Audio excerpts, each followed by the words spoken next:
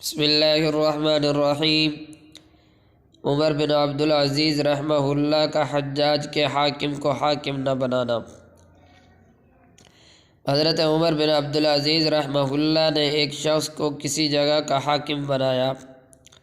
کسی شخص نے عرض کیا کہ یہ صاحب حجاج بن یوسف کے زمانہ میں اس کی طرف سے بھی حاکم رہ چکے ہیں۔